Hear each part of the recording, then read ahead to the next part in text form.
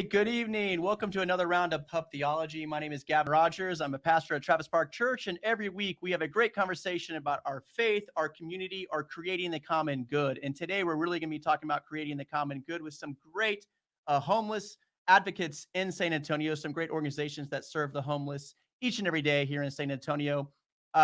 Next week is actually Homeless Awareness Week around our nation. And so all of them will be doing some special events and programming either online or within their organizations. So we'll learn a little bit about that. But first, I want to introduce our co-host for the evening. It's my good friend, Megan Legacy with the SA Hope Center. How are you, Megan? I'm doing good. How are you, Gavin? Thanks for having me. Megan is the executive director of the SA Hope Center. The SA Hope Center is a nonprofit whose mission is to love people well by empowering them to meet their needs through counseling and job training. And there's a food bank. She was born and raised in Colorado. She began her career in Washington, D.C., where she worked for the U.S. Senate and then later for a government relations firm. In 2009, Megan moved to San Antonio and worked for 3 years as the development director for Haven for Hope, one of the country's largest homeless organizations in the U.S. Megan has been with the SA Hope Center as the director since 2012. Megan, welcome to the program. Thank you. Megan was actually one of our very, very last guests of our live Pub Theologies at the Friendly Spot Ice House. We used to meet live at the Friendly Spot. And then a few weeks later, COVID hit, and we've gone online ever since. So we first learned about you, and you Marian Amini, interviewed you. And now you're going to be interviewing other great colleagues here in San Antonio. So we're glad you're here. How was your day? It was very good. It was spent at home with my kids. So I had a sick kid, so I'm just still living the virtual learning world as many other parents are doing right now. It's fun to navigate.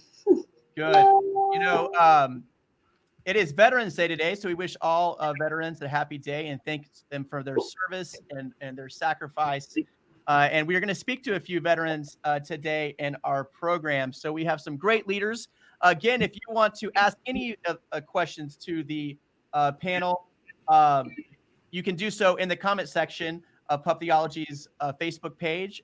You can post those comments and we will get to them and ask those questions live. So if you have any questions for our panel, please do so or share this video as it goes live. You can also watch this video later anytime you want. So we're glad you're here. It is Pub Theology, and I am repping the Si Se Puede Church of San Antonio, which is from Centro San Antonio, a great organization downtown, who also does a lot for the homeless. They have homeless outreach directors, but also help our homeless resource hub during COVID. And they gave me this shirt, and they've been doing some great things. So I actually am drinking a beer tonight called the Heart of Texas beer to match the t-shirt.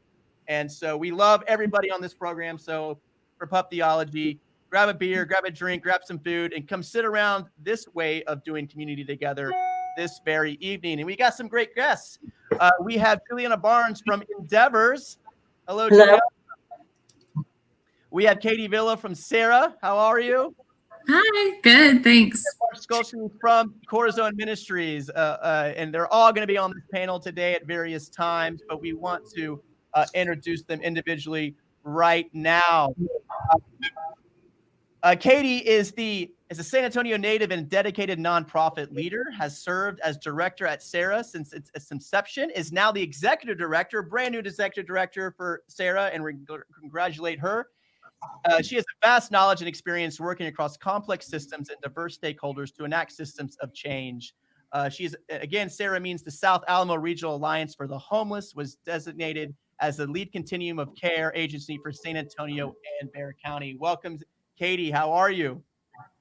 Thank you. I'm good, and I'm really honored to be here with such great partners that do such important work. I'm honored to be here alongside them. Great. Tell us a little bit in a few minutes about Sarah. Sure. So we're what's called the Continuum of Care Lead Agency. So we don't provide direct service, but what we do is work with partners on system-wide planning around homelessness for San Antonio and Bexar County. We work with stakeholders like the city and county to make sure that we strategically allocate our resources and are really all working together We recognize that there's no one agency that can solve such a vast and complex issue alone. But when we all come together, that's when we can really see long-lasting change for the better when it comes to this issue. We also now have a research department, so we're really expanding the research that we do around homelessness to better inform our planning. So we're really just in the business of bringing people together and creating an alliance across San Antonio and Bexar County. That's great. So excited about your new position there, and you're going to do a great job. Hey, Mark is here. Mark is the new executive director. We have so many new executive directors here for Corazon Ministries. Before coming to Corazon, Mark was the founder and executive director of the SA Clubhouse, an international clubhouse for those with special needs. Corazon was founded in 1999, operates in the heart of downtown of San Antonio at Travis Park Church, serving the homeless and marginalized neighbors, providing hot meals, clothing, warm showers, hygiene items, and a primary medical care and dermatology care, and other various programs. Welcome, Mark. Tell us a little bit about Corazon and you coming back to Corazon. Yeah, it's great. It's as you said, I've been with the clubhouse since we started 18 years ago, and it actually clubhouse started at Travis Park Church about the same time that Corazon Ministries started. So we kind of grew up together, and I did some volunteer work with Corazon. I've always had a lot of respect for Corazon Ministries and what they do, because we're more than we provide social services, but we're really about connecting with people and developing relationships. And it's done by the church body, so it's folks that are really invested in just helping people connect. Our mission statement says it. It's unconditional love and justice. So it doesn't matter what background someone's come from or anything that's happened. We love them just where they are. That's great. And we're excited about your leadership there too, and looking forward to working with you. Got to be a selfish plug there. I work at Travis Park Church. And last but not least, we have two great guests from Endeavors. First, we have Juliana Barnes, is the case manager with the Veteran Services Department of Endeavors. She's been with the agency since 2012 and started as the intake outreach specialist. Endeavors is a San Antonio nonprofit that connects vulnerable populations with a wide range of helpful services. Endeavor passionately serves vulnerable people in crisis, especially veterans, through innovative, personalized approach. Welcome, Juliana. And we'd love to introduce John with you today. Can you tell us a little bit about John? Yes, sir. John is part of our, he's a client in one of our veteran services programs. We do have two. I am the case manager for the supportive services for veterans and families, and he's part of the Navigator program. But we interchange all our services, and so I've been working with him and helping him with bus passes. Our housing specialist that works with both programs has helped him. So we're one big family in the Veteran Services Department. We are in the Aurora, which is a beautiful old apartment for seniors, and Mr. Anderson is living here now after being homeless for quite some time. That's great. Well, welcome, John, and he is a veteran. Thank you for your service, John, and also, to be honest, both of them are vets in our military. It's Veterans Day, and we celebrate all veterans, John, so thank you so much. John, how are you? I'm fine. How are you? Good. Have you lived in San Antonio? How long have you been in San Antonio? All my life. All your life. Yes. What military branch did you serve in? Army.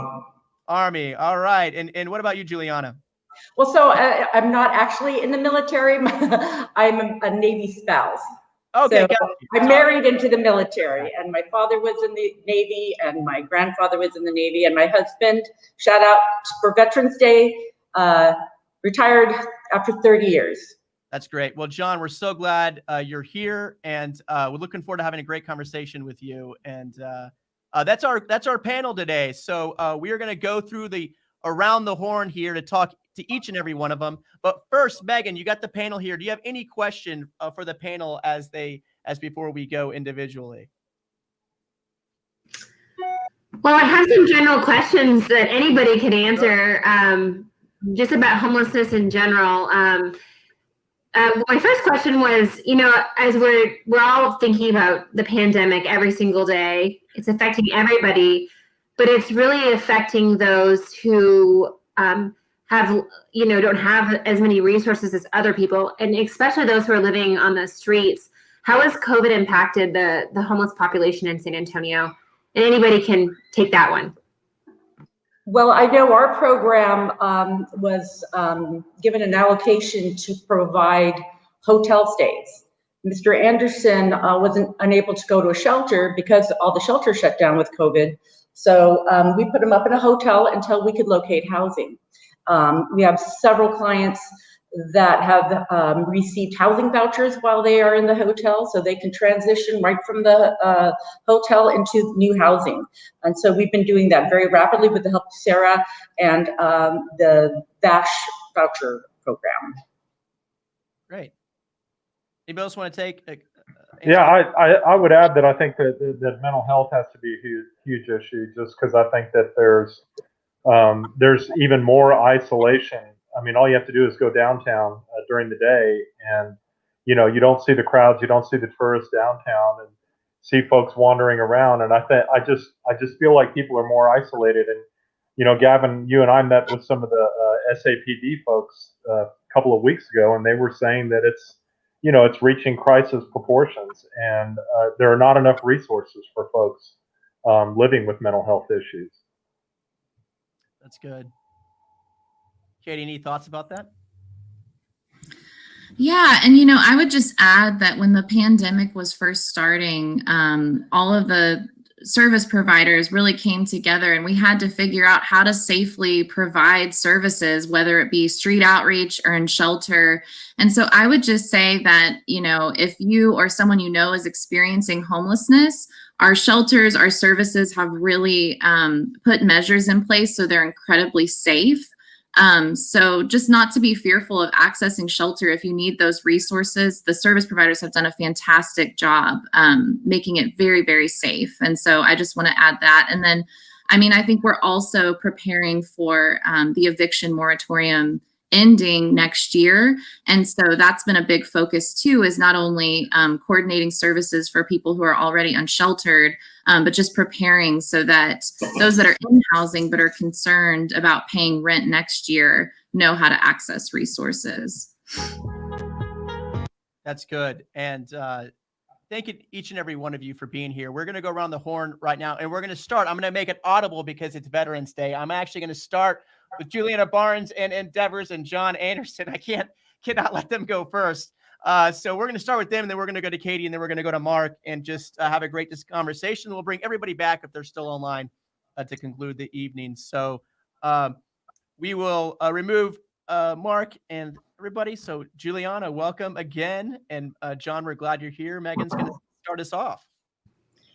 All right, yes, and happy Veterans Day. I echo Pastor Gavin. Obviously wouldn't have the ability to be even sitting here today having this conversation if it weren't for all of our veterans. So thank you so much for your service.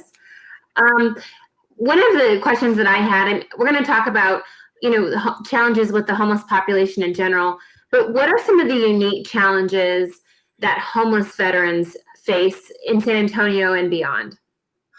Well, the mental health aspect is huge because we have a lot of, I'm getting a nod over here. We do have a lot of clients with PTSD, a lot of depression, anxiety, TBI. And so we work with our military family clinic for assistance. We reach out to community partners, the Center for Healthcare, Haven for Hope.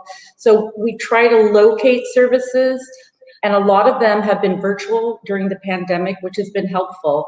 And they're slowly opening up with certain safeguards in place, but just access to employment, mental health, benefit assistance. When everything shut down during COVID, it was even harder to get our clients to get those benefits and those housing vouchers and even Social Security benefits. So it's been a real challenge, but setting up virtually from home, we really have been able to make a huge difference, and actually housing people faster than ever, I would say, during the pandemic, because everybody's really come together to assist with this problem. It's just been amazing, the community, how they've just been wonderful about assisting our most vulnerable. Yeah, one thing that when I started getting in this world of homeless advocacy back in 2012, one of the things was a focus on veterans who were homeless. I think at the time in 2012, I'm going to have my percentages off by 1 or 2%, but it was like 20 to 25% of San Antonio's that are homeless were veterans. And it was a high percentage. And it made it a very good, there was a lot of effort put into this to care for our veterans who were homeless. And a few years ago, San Antonio announced that they ended veteran homelessness. Now, when I heard that, I knew they did a lot of I knew they did a lot of work on it, right? And I know there were great strides made, but I also learned that that was kind of a figure that they could use and say that because it's kind of like the unemployment rate. You can say you have no unemployment, even though a certain percentage is still unemployed. Tell us a little bit about that and maybe well, it was a lot to do with the mayor's initiative at the time. So new programs were created, and one of the programs is what John is a part of. It's a Navigator program that has different funding than what the Veteran Supportive Services has. So with that push to reach functional zero, they've made so many offerings in the city that they did make a huge dent. And Sure. so, and we've kept all those programs. So there's transitional housing, there's several different agencies that can assist with housing, but during COVID, it was real like a chess game. And one thing I wanted to point out that I find a real challenge during COVID is missing that one-on-one reaction with the clients. We meet them in the office or out in the park, or we go to the shelters. I've met people at bus stops, whatever is convenient. And so now our clients have the challenge of, do you have a phone? Do you have the internet? Can we get your approvals electronically? So not only have we had the technology problem, but we had that trust problem. So for somebody to come into the program, you want to reassure them and give them that comfort that they need. And it's very difficult to do over the phone, although it can be enjoyable to have a conversation that, may be unpleasant and turn it into a good thing. But I did notice with COVID, it's hard to get that connection that is so important during case management and connecting the client with different agencies. We used to go meet them at the VA hospital or go meet them at these places. And now, it's the best we can do is a bus pass. So I hope things change so we can really move around more. Sure. So the word they ended veteran homelessness needs to be kind of has an asterisk by that name. Well, it's probably above my position to address that, but I can tell you that the city really came out in full force. And so when that announcement was made, it was a little while ago. So I know that we have a lot of people coming to San Antonio, so that number shifts all the time. It's a very desirable city to live in. So I have quite a few clients that have come from other cities because it is more difficult for them to get services. We are a military city, USA. Oh, that's great. And again, the city has made great strides, but I always want to say that it's not ended. We always have work to do, especially. It's not ended for me. So we're glad. It is for John. It's ended for John. Good. I think Megan has a question. Yeah, Mr. Anderson, again, thank you for being on the show with us tonight. We're glad you're here. A question that I heard Juliana talk about the word trust, and I know that Endeavors has a lot of resources for veterans in our city, and in particular those who are homeless. What would you say was the thing that I guess it's two parts. What made you really trust Endeavors? What was it about them that made you feel safe in receiving care? And two, how would you encourage people in our community who really do deeply care and might come across someone in need? What would you suggest that they do to really build that relationship and help someone? Well, when I first encountered an employee of Endeavors, they gave me everything I needed to know about their how they operate. And I totally agree with it. I got a business card, and I did call, and then I connected like that. I think this is not one of your questions, but to answer another one is mental health, mental issues out here on the streets It's a lot of mentally ill people who do need professional help out here, and they choose not to get it. I told several people about how certain agencies were putting people up in hotels. They said they were okay. So, you know, if they're okay with that, where they are, well, it is what it is. John, I'm going to ask a personal question, if that's okay. And you don't have to answer it if you don't want to. But what was the catalyst that you think that drove you to maybe homelessness? I had moved out of the apartment I was living in, and I was going to move in another senior complex. But there's a lady there; she was like in her 90s, and her family wanted to put her in a nursing home, and she didn't move out because she didn't want to go to a nursing home. So I had already broken my lease where I was living, and I had to move out. So I started staying with relatives, and you know I didn't want to bear my weight on them, you know. Then the shelters, and then the hotels, which are a little expensive, you know, for my income. So I winded up displaced, not totally homeless, but more displaced.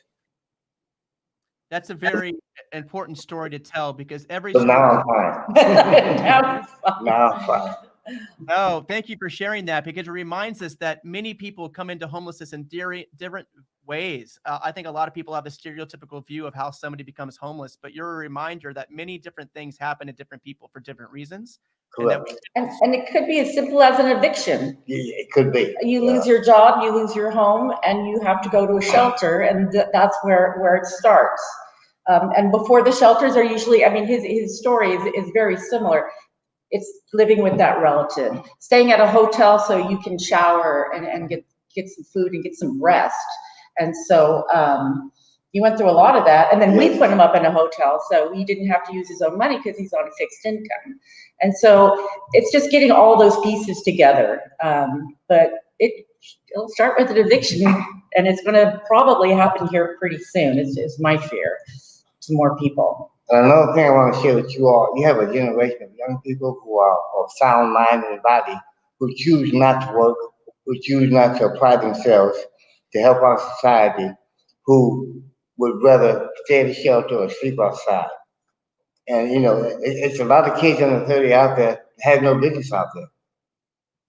You know, none. Well, thank you for your testimony, John. That's a very powerful message, and you're a hero in my book, but not only for your service, but you're a hero now, just reminding us the importance of this type of care. Megan, do you have any follow-up questions for Juliana or John? Juliana, just one last question. For anybody who's watching this right now, who they're maybe not in homeless services or in social services, but they come across somebody in the city who's a veteran, who's homeless, what could they do to connect a veteran to Endeavors? Well, we do have our phone number, and also they can go to the VA if they need assistance right away. There's a process, but we always want the clients to, when they're calling us, there is a process of getting all the paperwork together. But if they need immediate shelter, they need to go to one of the shelters, and there's a couple for the VA and there's a couple for the city. And then contact us, and then our outreach department will help them gather all those documents. Now, a lot of these guys are living out of backpacks. So we have to help them gather their documents so they can be enrolled. And then once they're enrolled, everything moves very, very quickly. And so, you know, we work on housing and employment and benefits, but best thing is to do is go to our website or give a call. That's great. And we remind people, you not only just serve veterans, you serve all people. Tell us a little bit about some of the work you do outside of veteran care. So it's a community-based agency. We have 2 lodges, one for young mothers who live in a communal setting, and it's the Fairweather Lodge, and it's basically single mothers and their children can live there while they're going to school or looking for work, and they can get the assistance that they need with food and childcare. And then there's a similar one for the males that have mental illness. We have a recycling program. We have the disaster relief program that has partners that deploy to where they're needed. They go to Puerto Rico, they go to wherever there's a disaster. And so we have a team on call that can be deployed wherever there's a disaster. It's an amazing agency, and I'm very proud to work for them. Yeah, it's a national organization. It's not only located in San Antonio. You can go to endeavors.org to learn about it. You'll have to click around there to find the San Antonio page. But yeah, thank you so much, Juliana and John. And John, thank you for your service. We're going to be back with you guys toward the end for when we say goodbye to everybody and we take some questions from our online listeners. That reminds me, if you are listening right now and have a question for John or Juliana or any of our panelists, you can post those in the comments. I know there's a few of you watching right now, so do that. Post a question, and at the end of the program, we will get to it and join that conversation. That's what usually Pub Theology is all about. Usually we're in a room in a circle together, in a big room, and all talking together in dialogue. It's a little harder to do this online, but feel free to post your questions, and we will get to them. So thank you, Juliana and John, for being here. Thank you. Thank you. For having me. All right, next up is Katie from Sarah, and we'll join her back to the program. Katie, how are you? Good, thanks. Thanks for coming on. Again, congratulations on your new role as executive director. You've been a director for a while, but now you're the executive director of Sarah, the South Alamo Regional Alliance for Homelessness. Nailed it. I think Megan's got a question for you.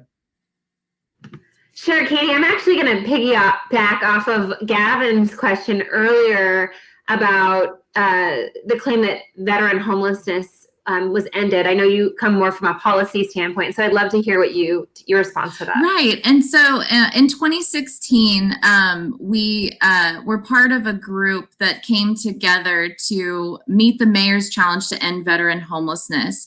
And so the announcement that was made in 2016 was that we had effectively ended veteran homelessness.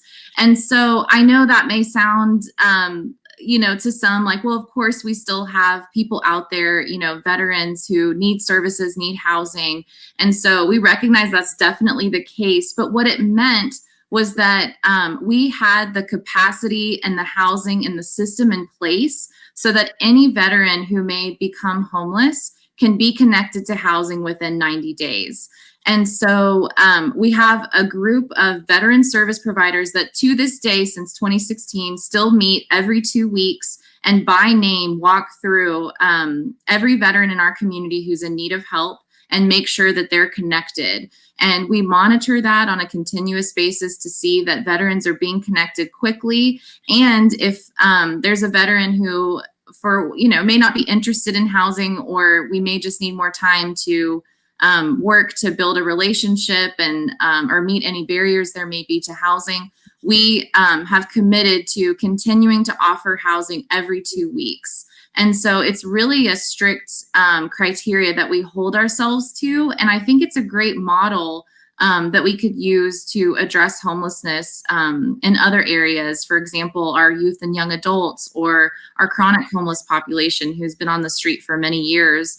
And it was only possible because of public-private partnership. So we had USAA who funded areas that we saw as gaps in our system and in our services. The city and county and our key veteran providers all came together to set these goals.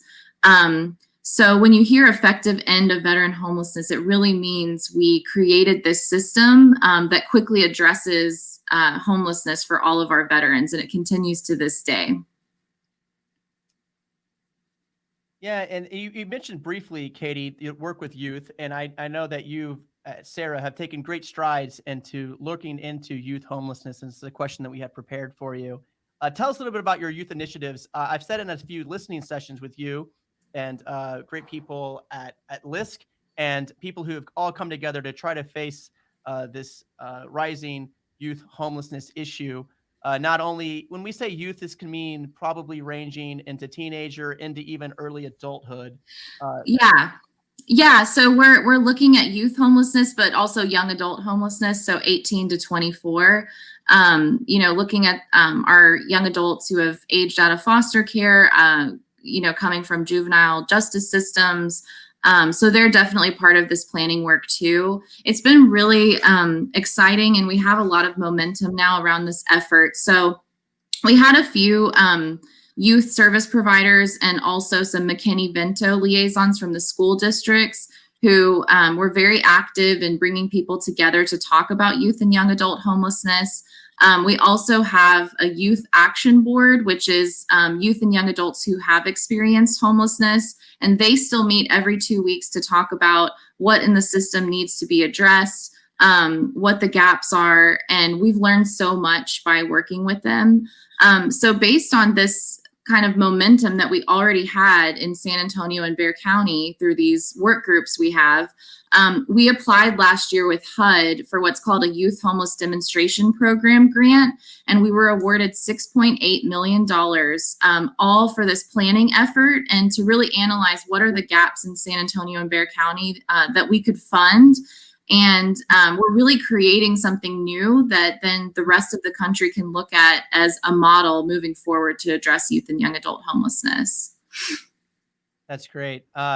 You're doing great work, and if people are interested in it, please contact Sarah to learn more about that. And they have partnering agencies that are working on those innovative ideas, and also just the program of just getting people their high school education, right? The educational piece to this. And there's great nonprofits working on that, finding youth who have dropped out of high school or not completed their degree and getting their degree complete so that homelessness will be less of an issue. So Megan, you got the next question?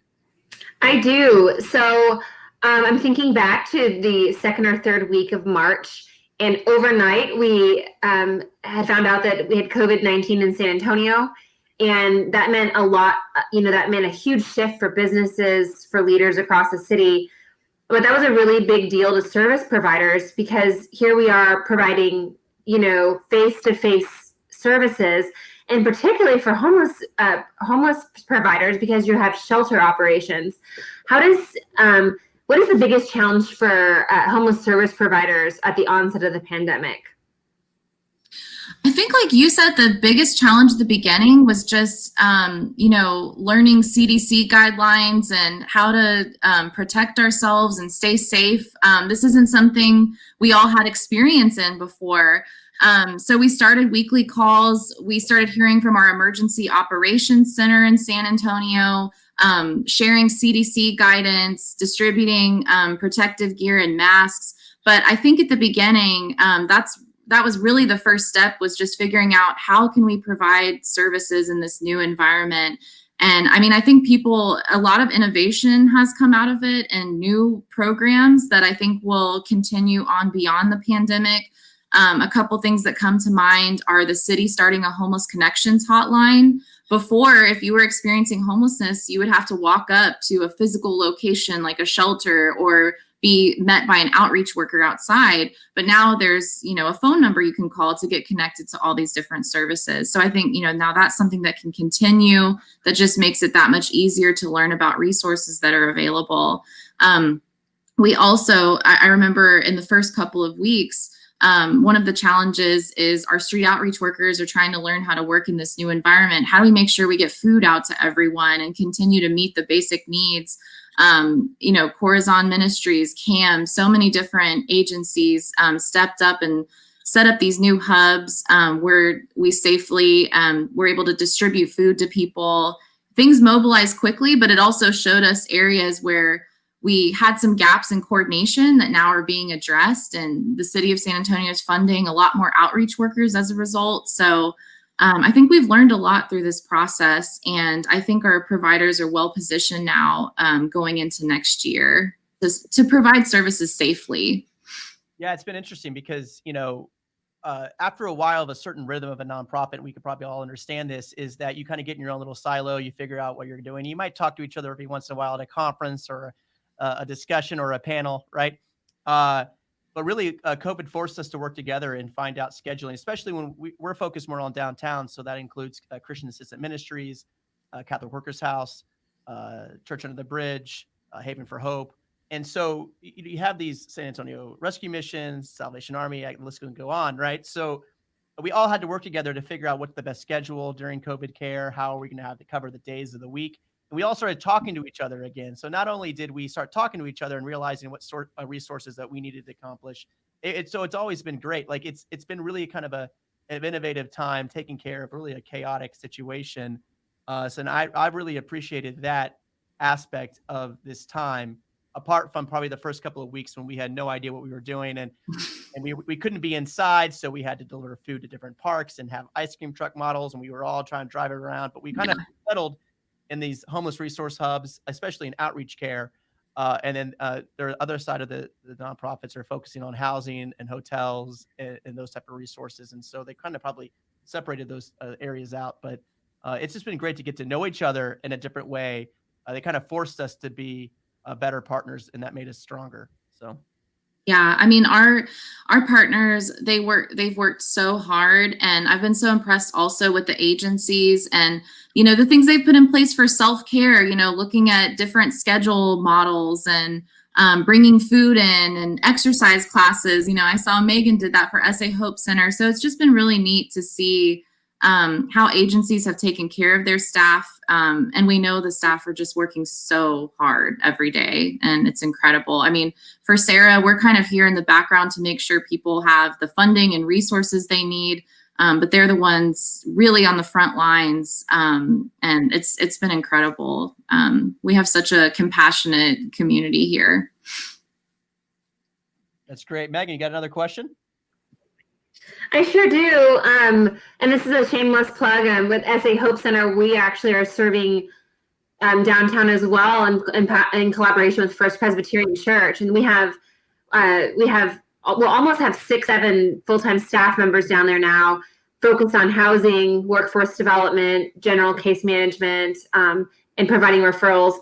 And part of why that's growing and why we're really excited is that we're able to hire 2 new people to focus on housing. And we were a beneficiary of a large state grant. We applied through Sarah. And so that's allowing us to really expand. And I know even Corazon has also experienced that expansion. Can you talk more about CARES Act funding and talk about how it's introducing an opportunity for service providers in the San Antonio area to be strategic in the way that they're addressing homelessness right now? Sure. So early on, we started meeting with the city and county because CARES Act funding from the federal government comes in through the city, the county, and the state. So one of the first things we started to do was look at our point in time count information and the data we had available on homelessness to try to kind of right size where the funding would be allocated to have the biggest impact. But the focus areas of CARES Act, one area is on prevention. So this is a strategy for people who have an eviction notice or are, you know, close to losing their housing. It's a program available for them. There's been a lot of prevention funding that's gone out to the partners, and we expect that to continue to grow and for there to be new programs available next year. Another area of funding is rapid rehousing, so rental assistance programs to get people quickly back into housing on their feet so they can kind of stabilize and get back into housing. And then it's also been used to fund street outreach, which is critical. And we especially have been prioritizing people who might be medically vulnerable and need a safe place to quarantine and isolate, just that safety during COVID-19. And then, of course, it's been used for emergency shelter and for the hotel vouchers that were talked about earlier. And that's been amazing to see as our partners have moved people off of the street into hotels, just how incredibly well they've done to have that safety, to have that comfort. Then it becomes easier to start to think about housing because you're not in crisis mode. You're able to really, you know, gather your thoughts and think about next steps. And so a lot of people have moved now from those hotels into housing. And so that's been really encouraging to see too. That's great. One last question I have for you before we continue on our panel. You know, you talked about like the city getting more outreach workers. Tell us a little bit about what the city did in the last budget kind of like negotiations of getting more outreach workers. I believe it's 1 per district, but they've also expanded in different ways. Tell us about what the city has done to expand their homeless outreach. Sure. So, I mean, right now we have outreach workers who coordinate with each other, and especially in the downtown area. But I think what the pandemic showed us was that we really needed to have more of a structure in place so that every outreach worker is connected and we're all kind of organized with each other. So there have been some strategy meetings to think about how do we put this system in place and all operate by the same standards and provide services and really coordinate better. And so as part of that process, and really it was part of the homeless strategic plan that the city's been working on, they decided to fund more positions, including clinicians, to really fill that gap, and also hire a manager who can coordinate all of this work, not only with the city, but with the other partners. So we're really excited about this. I think when we looked at this a few years ago, there was one outreach worker for every 120 people or so that were unsheltered. I mean, the numbers just weren't there to build meaningful relationships and connect and then be able to move to the next step, whether it's shelter or housing. So just getting more people out there is going to be great. No, that's great because, sometimes the care of homelessness is so focused on downtown. And the COVID really helped us realize, and we've always been remembered of this, but it's in those neighborhoods, it's in the outreaches of Bexar County and the far west side and the north side, northeast side. I know District 1 itself is even beyond just downtown, and they had issues in various neighborhoods north of downtown where the council person had to focus in not on downtown and find outreach workers that could care in those locations versus downtown. So the city is doing a better job working with the Department of Human Services to find those outreach care. So thank you, Kate, and all you do. We're going to invite you back here toward the end. And thank you for all you do. If you really want to learn more about Sarah, you can go to Sarah Homeless. Like there's no extra H in there, but that's it. That's the correct website. I had to look at it twice a few times to make sure that was right. But SarahHomeless.org, and you can learn all about the care that they provide other organizations through funding and resources. So thanks so much for being here. Thank you. Thanks. All right. So Megan, we're in this journey together. How you doing? Doing good. I'm really enjoying this conversation. Good. We're going to bring in our last panelist, and that is Mark from Corazon Ministries. How are you, Mark? Doing well. Glad to be here. Well, good. Thank you for being here and all you do. And again, congratulations on your new role as the Executive Director of Corazon, coming from the SA Clubhouse. So Megan's got your first question. Yes, and Mark, I think you're uniquely positioned to answer this question because of your experience with the SA Clubhouse and then coming to Corazon. So you referenced earlier mental health issues. What patterns do you see with the homeless population and the mental health issues that they face? Well, I mean, trust is a big one for folks that are on the street that a lot of trauma, abuse in their past, and so it's difficult to form trusting relationships. So that's a big part of what Corazon Ministries is about. I think relationships are everything. The last 18 years I spent at the clubhouse, working with people with serious mental illness. It's that organization is founded on the principle of relationships as a pathway to recovery. And I know there's a gentleman working at the clubhouse that used to work at Haven for Hope, and he talked about how housing is so important, but they sometimes would see people, they get them an apartment, but then they were in their apartment just isolating because they didn't have a community of people, that they could connect with, relationships, those things that all of us take for granted. I was down at the hub today. We were serving lunch, and there was a young man who works for Centro who had been homeless, and now he's a supervisor with Centro. And he was talking about a gentleman that he works with. That's exactly what's going on. He's living in an apartment. He's clean and sober. He has an apartment, but he has no one. So I think that's so important. Just folks having a sense of community and relationships. Mark, I remember when I worked at Haven for Hope, there was a man there who actually he lived he was on the SAM shelter when it was downtown, and he came and lived at Haven for Hope.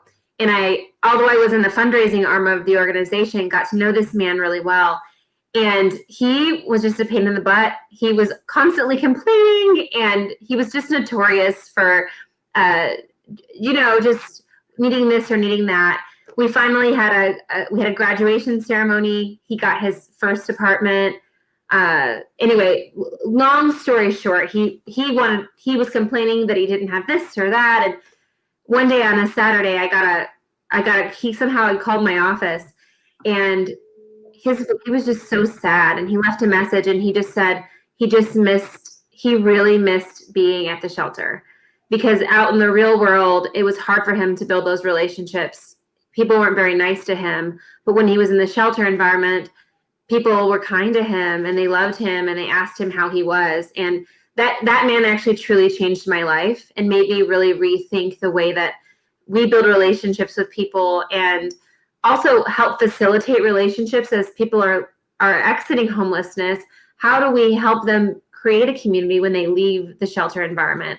But I think you're exactly on. I think the number one need, whether you're housed or homeless, is that sense of community and feeling like you're loved and seen. And I think that is so critically important. And I love that you focus on that at Corazon. Yeah, it's it's a wonderful organization. It's as I said, it's people from Travis Park Church that they don't have a social services background. They can't fix every problem that a person has, but what they can do is be present. They can be present with people and listen. You were talking about the man at the shelter that was such a pain in the butt, and I know what you're talking about. I've spent 30 years working with different homeless organizations, and when you talked about him, it made me think that was a man that probably just didn't have a voice, and he had somebody that was finally listening to him. And granted, it was complaints, but it was, he had a voice. So yeah, that's so important. Mark, and I'm going to post it right now on our comments. You did a commentary. You just wrote a commentary for the San Antonio Express News, and you entitle it "Snap Judgments Oversimplify Homelessness," and it's a great read. So you can go and click on that link in the Express News and read the beautiful words that you had about that. And I think Megan's next question really has a lot to do with that. Yeah, there's so many stereotypes about people in poverty and really about people who are homeless, because it's in people's face every day. It's easy to not drive to the south side or the east side or the west side, but you really can't go to work without seeing people on the corner or living under a bridge. And you hear a lot of stereotypes about the homeless. And once you get to know the homeless, I think you find that those do change over time. How would you speak to that? What stereotypes are really what needs to be debunked? Well, I talk about this in the commentary, is that human beings. I mean, we make thousands of judgments every day, and it's so easy when you see someone on the street, someone standing on a corner holding a sign saying, whatever the sign might say, or you see encampments. It's so easy to just make a judgment, and the problem with that is when we make those judgments, it in essence it serves a purpose, because it frees us. It immediately absolves us of any responsibility to think about solutions. Because saying that person made a choice to be homeless. My argument would be that at least really no one that I've met in my 30 years actually makes a rational choice to be homeless. There's so much trauma, so much abuse, so much addiction. Just people that have been hurt and beat up, and so it's not a rational choice. So if you think about it in those terms, it's really hard to pass judgment on someone. It could be us. It could be me. If I'd have grown up in a different family with abuse and addiction, I could be that person on the street. So what right do I have to make judgments about those people? And as you said, Megan, once you get to know folks, you find out they have stories and they're people and they deserve, dignity and respect. And so it's just like any population. If you don't, if you don't know people or have familiarity, those stereotypes come in. Well, stop and get to know somebody. I know down at the hub when we're feeding folks, there's a lot of conversation going on, and it's really cool. And it's really cool to see folks going through the line that never fail to say thank you or God bless you, or that they're grateful for getting that meal. So, I just would encourage us to stop making assumptions about what it means to be homeless or any other marginalized population. Oh, that's great. And thank you for your commentary. That reminds us, good publications around San Antonio. We got to keep supporting them because we read commentaries like yours. It's so true, Mark. When I did my homeless journey in 2012, I spent some time living in the Prospects courtyard, then outside of that throughout the 40 days. And the very first person I met at the courtyard, when I had my hoodie on and I walked in and I was like scared. I didn't know who to sit by. I felt like a new kid in a high school cafeteria or something. And I finally sat down with a guy named Joshua, and I was expecting to hear a stereotypical story, and I heard him share that he was actually living at the Haven for Hope courtyard, the outdoor Prospects courtyard. It's like an outdoor shelter for people in transition or in different needs that are not inside. It's like a different kind of system. But I said, hey, why are you here in the courtyard? And he said, well, actually, my wife is in this inside a part of Haven for Hope, going through treatment and care and counseling. And I couldn't get in as quite fast. And that technically, I don't really need it. And I kind of looked at him like, okay. And he said, yeah, we're here from a different state. And she needed some care that at Haven for Hope could only provide. So we came here and we got this care. So while she's going through the care, I'm sleeping outside until she's out. Then we'll move to whatever city that we can find, which they ended up moving to Seattle. And I was blown away. Like, he became homeless. Like he was living with his wife while she was going through this, and the courtyard was the best place for him to be during that time. And they had some hard times at the state before, but I officiate weddings all the time, and people say, and I'm doing one tomorrow, right? I'm officiating a wedding tomorrow, and I'll say, for richer and poorer, for sickness and in health. And every time that couple is very confident when they say for richer, like, oh, for richer, like everybody agrees with that. For health, oh yes, but for sickness, or for poorer, I don't know about that. Like, it's a harder vow to take. He was the first person that I actually saw live out that vow. Like, I will become poor to take care of my spouse. And I hear these stories all the time. They're not as stereotypical as you think. And the great care that's provided. So it always is a constant reminder to me to hear those stories, to listen to them and fully understand it. And thank you for sharing that. So Megan, do you have one more question for Mark before we have to go to our questions that you could provided, which you did provide some, and I'm excited, and we'll get to those right after this.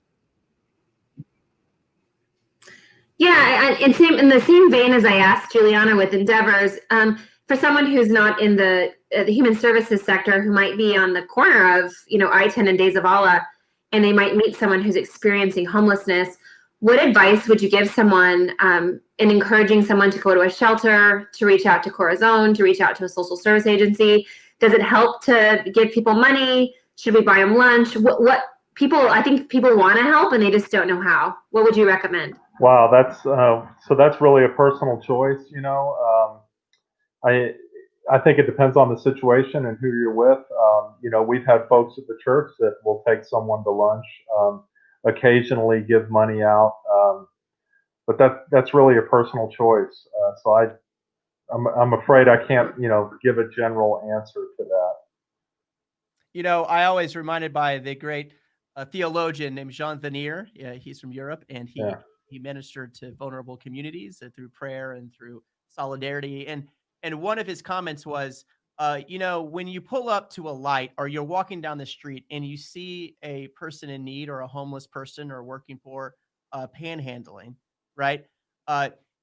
It might be actually easy for us to give them $1, right? You can hand them $1, you feel good about themselves, and you go on your day. And he says, you know what? That's good. If you feel called to do that, do that. But that's the easy part. You know what the harder part is?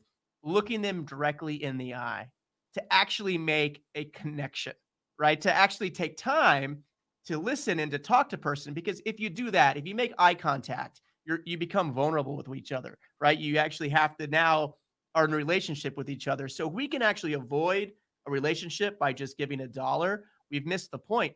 And I believe that sometimes we do need a help with giving $1, but the most important thing that we can do is to give that relationship, to actually make eye contact, to listen. People always pack sandwiches and say, oh, I'm going to give them to the homeless that I see. I always encourage them, maybe share that sandwich with them and actually have a conversation, because that might radically transform their life. So that's how I sometimes. Yeah. You can also pray with them. In my 30 years, I have yet to have anybody turn that down yet. No, that's great. And Gavin, what's even crazier? You think you're sitting down to help them, but you would be amazed at how much they help you and what you would learn. And I think probably one of the very most impactful experiences that led me into the sector was sitting in a park. And I lived in Washington, D.C. I worked in a big downtown government relations firm. In the park right next to the firm were homeless. And I walked by that park every day. And that particular day, we actually sat in the park for 8 hours and we held people's hands. And a lot of church groups showed up and handed out sandwiches.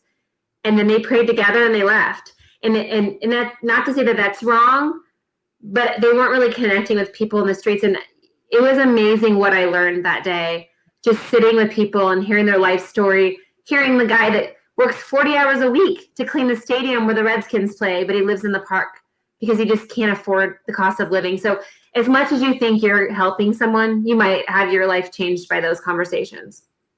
No, I always, when I speak at Rotary clubs or Lion clubs or, all the different social clubs or service clubs, they always ask, what can we do as a club? And I always say, hey, how about instead of going down and serving at a traditional soup kitchen or what that might look like, how about you send your Rotarians or your Lion clubs members or business people and actually eat the meal with them. I'll serve you the meal and you eat with them. And they all freak out thinking, oh, I don't need a meal. And I'm like, no, trust me, your conversation is going to be way more valuable as a business person than a meal that I could serve.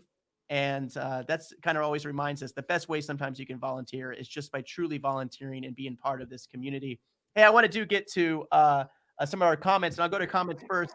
Harry says here, this has all been informative and inspiring. So glad to see that in San Antonio, we are not doing nothing. Many organizations are working tirelessly together to do all we can to deal compassionately and effectively with the homeless population.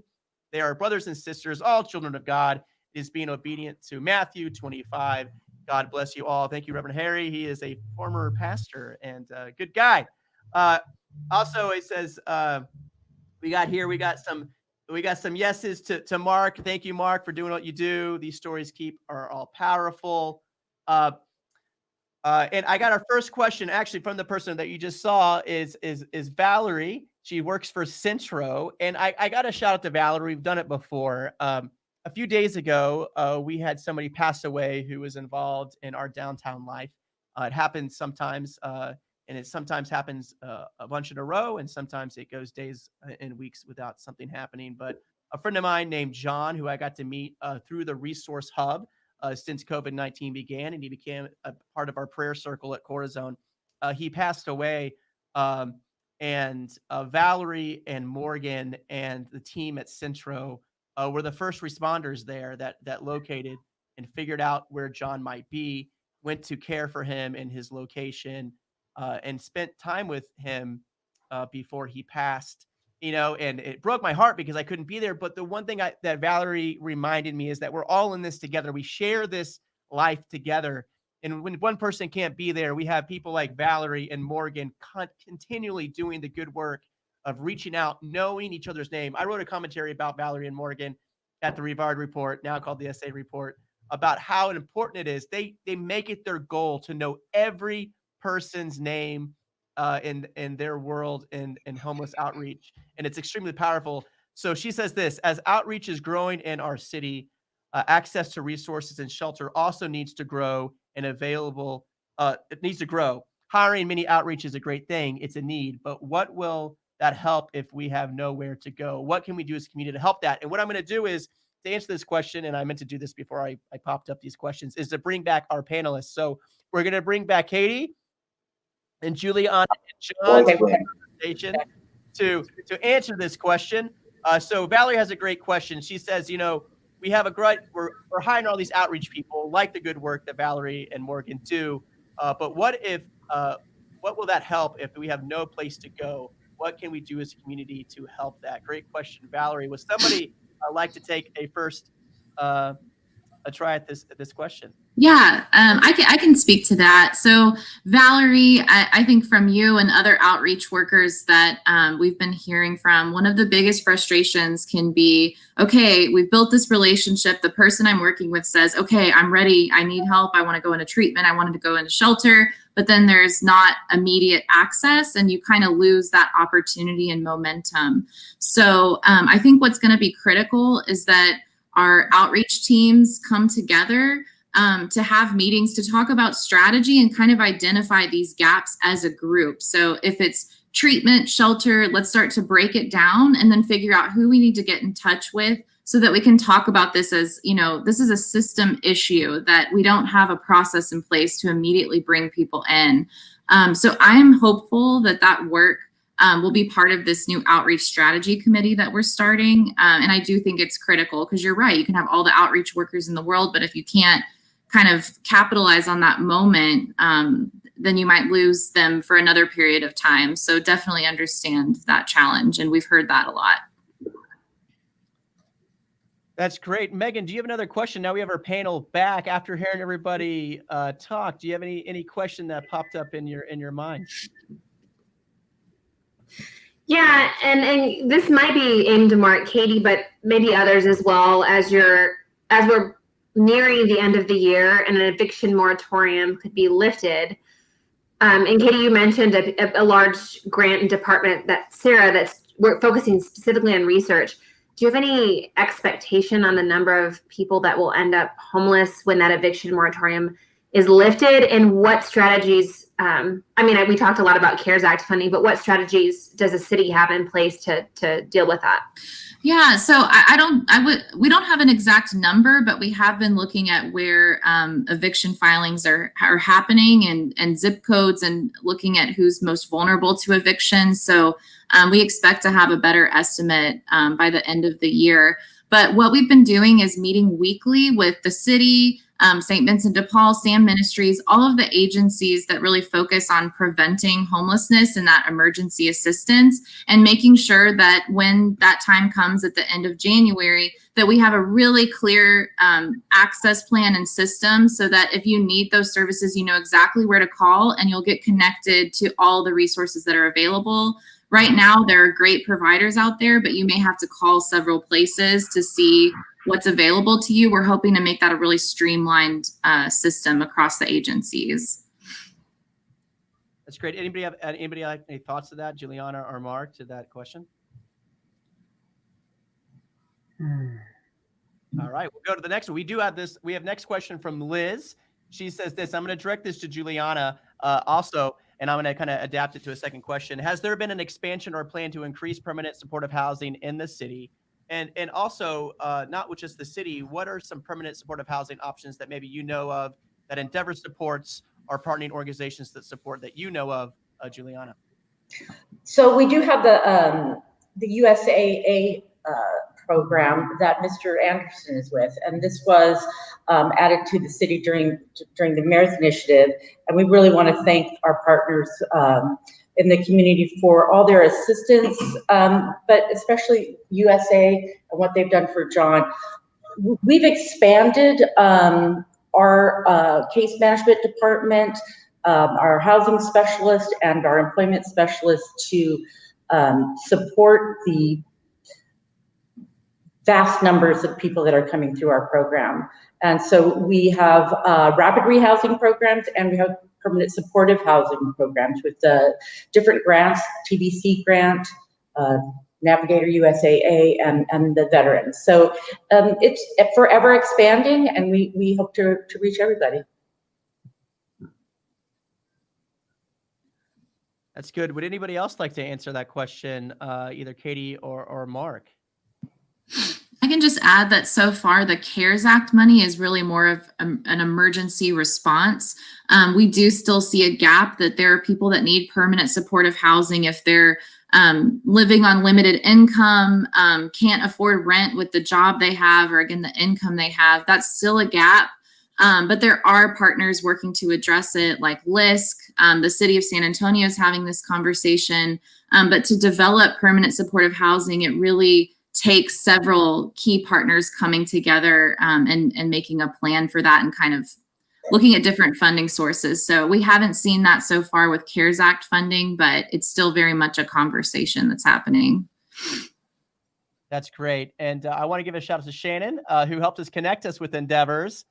She said, exactly, Mark. Mark was talking about people experience homelessness due to certain life circumstances, such as COVID. This could happen to anyone at some point. My next question is actually for John. John, I'm glad you're still with us. Can you tell us, when you got involved with Endeavors or a homeless agency, do you remember the first person you met that influenced you and got you connected in the right direction, and somebody that brought you joy in that relationship? Can you remember the first person that you came in contact with? That was Mark Reed. All right, tell me about Mark Reed.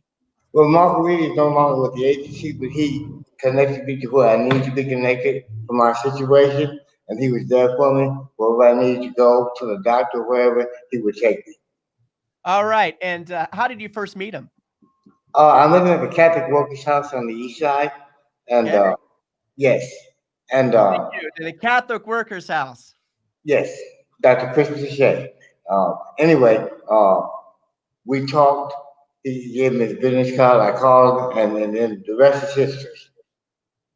Oh, that's wonderful. That's we know there's so many great organizations that we can mention. I'm gonna make somebody upset that I forgot somebody, but the Catholic Workers House. You know, the most inspiring person, John, is the founder of the Catholic Workers House was a woman named Dorothy Day in New York City. Day.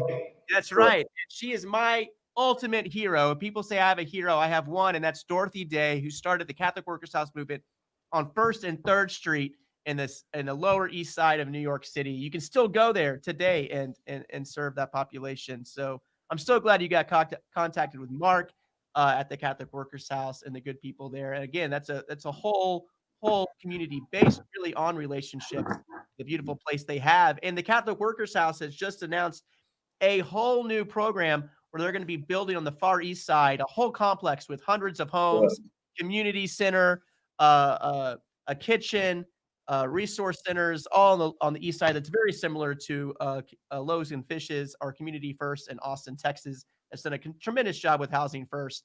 So thank you for that story, John. You're welcome. All right. Well, guys, we're kind of getting to the end of our time. We try to stay below around an hour and 15 minutes. And I want to give one more question to Megan.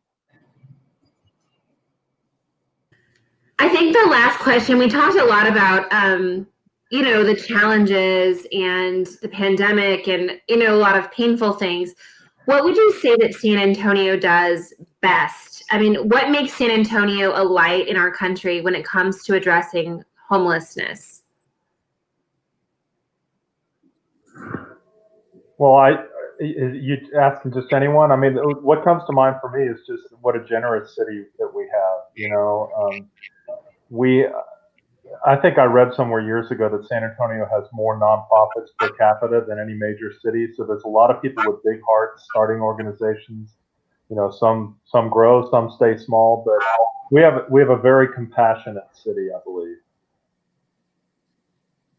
Good.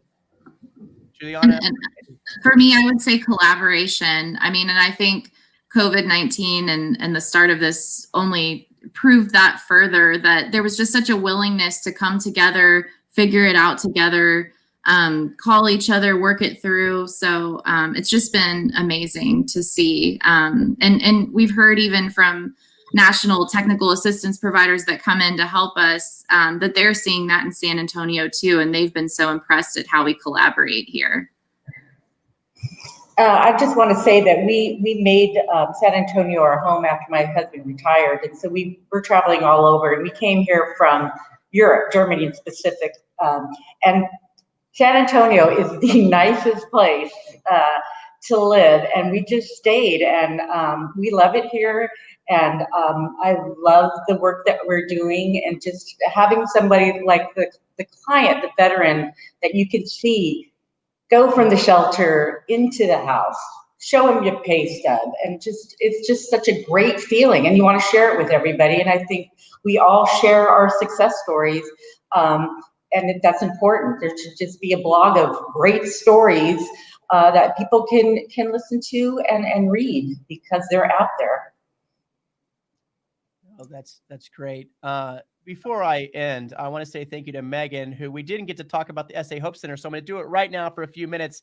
Megan, tell us what the most exciting thing that's happening at the SA Hope Center.